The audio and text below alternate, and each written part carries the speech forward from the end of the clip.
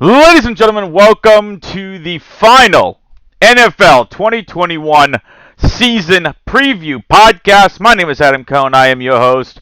It has been an absolute pleasure bringing you all some fantasy analysis every single week this season for DFS purposes. It is now time for the Super Bowl. The Cincinnati Bengals take on the Los Angeles Rams, or we'll just do this in the ways that actually make sense, how they have it on the card. The Los Angeles Rams take on the Cincinnati Bengals. Rams are at home in SoFi Stadium, second season in a row. The team that has the home stadium will be playing in the Super Bowl. So, let's get started here. Let's start off with getting the minutiae out of the way with. Again, my name is Adam Kohn. I am an NFL DFS analyst and content provider here at Main Event DFS. It's been an absolute honor, pleasure, and privilege to be bringing you some NFL DFS and fantasy football analysis every single week. Please drop a like on this video, hit that subscribe button, hit that notification bell. That way there you all know every single time we post content here at Main Event DFS. And drop a comment on this video. Tell me who you like, who you don't like on this slate. Plays you're on, plays you're fading. What's some strategies? What's your game theory? How are you approaching this slate? Drop a comment down below. And again, drop a like on this video and hit that subscribe button, ring the notification bell, and leave a comment down below. Let's get started, ladies and gentlemen. It's Super Bowl Sunday. Like I said, the Los Angeles Rams take on the Cincinnati Bengals. Let's pull up real quickly what the odds are for the Super Bowl game. The Rams are favored by 4. We have an over-under of 48.5 with the Rams favored by 4. All right. You see, I kind of like that the Rams are favored by 4. I think it's going to be really... I don't think it's going to be as close. I think the Rams are absolutely going to stomp the Bengals, with all due respect to the Bengals fans, other people rooting for Joe Burrow. Burrow has not faced an elite defense like this yet this postseason. He hasn't. Raiders' defense is okay. The Titans' defense had an elite rush, not the best pass defense. Kansas City's defense got better, was an overall good to great defense. But now Joe Burrow and the Cincinnati Bengals have to go up against the elite Los Angeles Rams defense. Been a great ride, Cincinnati Bengals fans. It ends here against the Los Angeles Rams. Stafford's going to get his first Super Bowl. Kupp's going to get his first Super Bowl. Beckham his first Super Bowl. And McVay his first Super Bowl win as well. I am picking the Los Angeles Rams to beat the Cincinnati Bengals 30-10. I know it's a bold prediction. I can easily see this game being 30-24, 27-24. I can see it being a lot closer. I think Burrow is going to get frustrated early by this Rams defense. Cincinnati has had a terrible offensive line this entire postseason, and now you have to contend with the likes of Aaron Donald and Von Miller. Good luck. The offensive line of the Bengals need to come to play, and they need to come to play hard. With that being said, DFS purposes, we need to take shots both ways. Doesn't matter how you have to take it into account in your lineups, especially if you're like going to enter a single entry, right? What is the game script going to be that you are playing? I'm going to be approaching this as the Rams going in and stomping the Bengals. I'm most likely going to end up on some Bengals just because I have to have some of my lineups, but the Bengals are going to be playing from behind early. I'm not going to say, I think they get up like 7-0 and then Rams settle it and then start putting up points. But you have to figure out game script-wise how you're going to play this. Game theory-wise, who do we think it's going to go off? It's a showdown slate. So again, here we're looking at FanDuel. Cooper Kupp, $16,000. Most highest priced player on the slate. The offensive player of the year in Cooper Kupp. I think Cooper Kupp is someone I'd be absolutely overweight on the slate. And someone I am going to try to pair with Stafford everywhere. I think you can play Kupp independent of Stafford.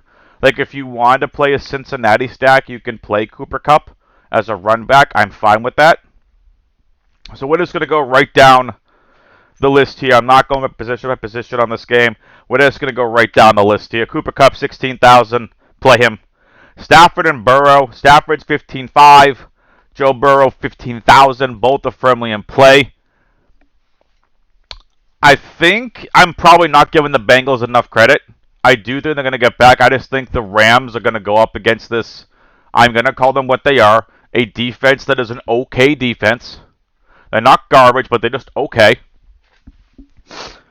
And with all due respect to the Bengals, it's stats. The defense hasn't been that great. Your offensive line isn't that great. If I was playing on DraftKings this week, I would be playing the Rams defense, that's for sure. I'd even take shots in the Bengals defense as well. You all out there, you guys and gals, have to figure out game script wise how you think this is going to go. If you're using an optimizer, make sure you get the exposures that you want. Make sure the lineups look that the game script you want to play. If you think Cincinnati's going to be good, you think they're going to dominate, make sure you're Cincinnati heavy. Make sure you have someone on the Rams that is going to have to benefit from a heavy Cincinnati game script. Now, if I'm Cincinnati, I'm probably going to try slowing the Rams down a bit. But going against the defense, you have to make sure that Burrow doesn't get sacked. Does that mean quick passes to a Mixon or a Higgins or a Boyd? Does that mean you take some shots to Jamar Chase? It all depends how you all think this is going to go. So, Kupp, firmly in play. Stafford, absolutely in play. Burrow, in play. You're not going to not play either of these two quarterbacks in this game. Joe Mixon against the Rams defense, I think, is where we get to the first GPP play of the day. In terms of taking a shot going against that elite Rams defense, I think that playing Mixon here is going to be interesting and somewhat key. Mixon, we've seen all season heavily utilized, heavily involved in all the offensive game scripts. Versus Kansas City last week, 21 rushing attempts for 88 rushing yards, 3 targets, 3 receptions, 27 receiving yards, 13 FanDuel points. Didn't get a touchdown. Mixon's heavily involved, and again, against the Titans defense, which you consider arguably the best rushing defense in the league. 14 rushing attempts for 54 rushing yards and a touchdown, and 7 targets, 6 receptions, 51 receiving yards. 19.5 FanDuel points. I think Mixon is someone probably going to be lower owned this week, if I had to guess. But at the same time, someone I'd have in my player pools. I'd probably be overweight compared to the field on Mixon, just to pivot and hedge in case Mixon has a big day. Well, I'm just going to group these guys next together. Jamar Chase, 12,000. T. Higgins, 10,500. And Tyler Boyd is 8,500. Jamar Chase is someone that is going to most likely be shadowed by Jalen Ramsey. This is going to be a test for Jamar Chase's elite skill. Can you handle it against arguably the best cornerback in the league? I think Jamar Chase wins at least one and breaks off a touchdown. I would not be afraid of Jalen Ramsey in terms of fading Jamar Chase, but I'd probably be underweight compared to the field, but not by much. If the field's at 30%, I want to be at 25 to 30%. I don't want to go crazy. If you think Jamar Chase absolutely destroys Ramsey, then go overweight compared to the field. Again, it has to be, logic-wise, how you think this is going to go. All the plays here are like lock and load, not like lock and load plays, but they're plays you want in your player pool. There's really no one, at least I'm looking here, that you don't want to play. I'd play Chase 1. I think Higgins could have a mega game here. But I'd still put Chase 1, but I think T. Higgins has the upside to break this slate. Tyler Boyd is a safe play at $8,500. It's dink and dunk stuff to Tyler Boyd over the middle. You can play that if you want. I go Chase 1, Higgins 2, Boyd 3. I think Higgins has the upside to break the slate. In terms of the other Rams wide receivers that are not named Cooper Kupp, I think it's Beckham who you want next at $10,500. And this is where I think some people are going to go value-wise. Van freaking Jefferson at $7,000. 5 targets versus San Francisco. Caught 2 of them for 9 yards. Boo-hoo. We know Van Jefferson, all he needs is one big play. At $7,000, Van Jefferson's going to be in my player pool. I like Van Jefferson a lot in this game against Cincinnati. I think he can really torch that defense. So keep that in mind as well. I'd say Cooper Kupp 1, Van Jefferson 2 based on value, and Beckham 3, but I like Beckham overall as the number 2 wide receiver on this team. We've seen it. He's been utilized. 11 targets last week at San Francisco, 9 receptions for 113 receiving yards. Odell Beckham, someone I want in my player pools. I just think Van Jefferson has a chance to really, at 7,000, pay off that price tag. Cam Akers, for the Rams, it's the Cincinnati defense. If we take a look at what the Cincinnati defense has done all season, defense versus running backs.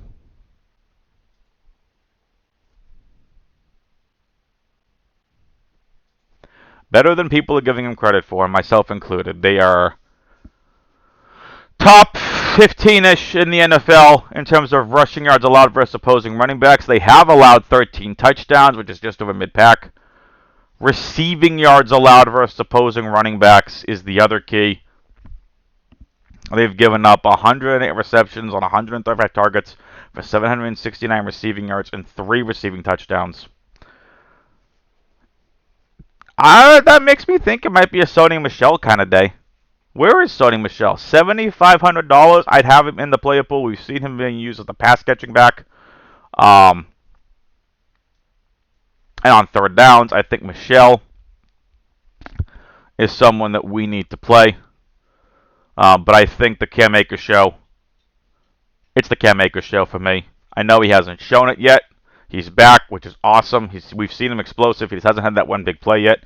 I think it comes here, so I'll be playing Cam Akers, but I'm not going to be fading Sony Michel. Darrell Henderson Jr. has been activated from IR. This will be interesting.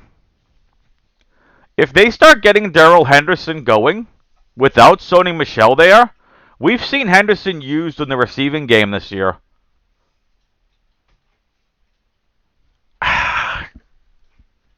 This might be a backfield we stay away from. Take your shots. I'm not playing 2 of these guys on the same teams. Not on DraftKings, not on FanDuel, not on Yahoo, not anywhere.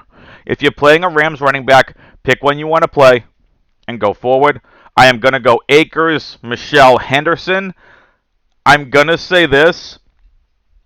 Take the Michel play with a grain of salt because I think they could slot Henderson into the receiving back role since Michel's never been the biggest receiving running back in his career, at least in the NFL career. So we could see Henderson maybe handle some receiving yard works. Maybe that's where we got cute in the slate and play some Darrell Henderson. Both kickers are firmly in play. Do not play both kickers on the same team. Kendall Blanton. Last week versus San Francisco, 5 targets, 5 receptions, 57 receiving yards. No Tyler Higbee for the Super Bowl. Put on IL due to an MCL injury. He will not be playing in the Super Bowl. So that means it's Kendall Blanton time. I've been telling you guys this for off and on when we're playing the Bengals. Tight ends versus the Bengals. You play tight ends versus the Bengals. The Bengals have given up 1,083 receiving yards versus opposing tight ends with 8 touchdowns. They've given up 96 receptions on 132 targets. We need to take advantage of this somewhere, and I think we're going to be playing some Kendall Blanton, especially at some value. Was involved last week. I don't know if I'd put him in my MVP or captain group, but I definitely want to keep Kendall Blanton in my player pool, and I'll probably be overweight compared to the field. Now, the Rams are just about mid-pack versus receiving yards versus the tight end position. They've given up only 4 receiving touchdowns. They've given up 90 receptions on 126 targets versus opposing tight ends this season. That makes things interesting for either one of CJ Uzomah or Drew Sample. Last week with no Uzomah, Drew Sample wasn't really involved at all. 2 targets for 1 reception for 4 yards. Wasn't really utilized at all last week. I don't even know if there was anyone else that was even utilized for Cincinnati in terms of the tight end position. I mean, we had what? Mike Mitchell-Wilcox wasn't involved. Kyle Markaway, practice squad. So we're looking at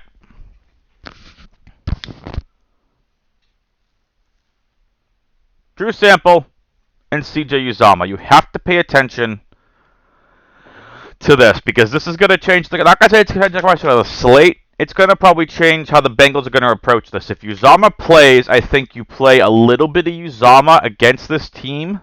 It is a knee injury, so I don't know if they're going to run Uzomah out there crazy. But if Uzomah's in there, let's just say a goal line packages. The Rams have been really good this year. Only 4 receiving touchdowns allowed versus opposing tight ends. I really think Uzomah is someone that we need to keep an eye on in the slate. If he's active for the Super Bowl, I think you play him. And they can play him at like 15 to 20%. I don't know if you can play Drew Sample. As a matter of fact, if Uzomah is active, I'm not playing Drew Sample. Or I'd play him at like 5 to 15%. If Uzomah is inactive, I would add Drew Sample in my player pool. And that's how I would approach it. I'm not going crazy on the Cincinnati tight ends, but I do think one of them has a good chance to get a touchdown in this game. Again, it is the Super Bowl. It's a showdown slate. We need to find ways of getting different. Ways of getting different. Remember when I told you all I wasn't playing Samaje Perine? Remember when Samaje Perine ripped off that long run for a touchdown? Yeah, he can do it again. I don't think he can do it against this defense. But I'm not going to fade Samaje Perine. Play him at like 5 to 15%. Ben Skowronek, however he's pronounced. I've heard Al Smizzle talk about Skowronek. Not someone I'm interested in, but someone I will be playing in my player pool. There is another player I'm interested in. Where is he? Bryson Hopkins. I wouldn't go crazy with this kid.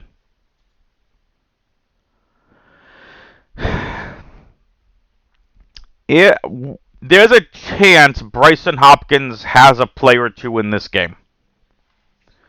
I'd keep him in my player pool, but I wouldn't go over 10% at all. So just keep that in mind. I'm trying to think, is there anyone else I want to play? I'm not playing any Chris Evans. Not really utilized and involved. I think that's pretty much it for plays that I want to play. I'm not playing a Travion Williams. That's it. I'm not going down to a Jake Funk, who we haven't seen really utilized in the offense at all. I'm not playing him. Now, I mean, Jake, has he even been utilized? No. Arizona on January 17th. No, thank you. 2 rushing attempts for 5 rushing yards now. No. Not playing Jake Funk. Brandon Powell, no.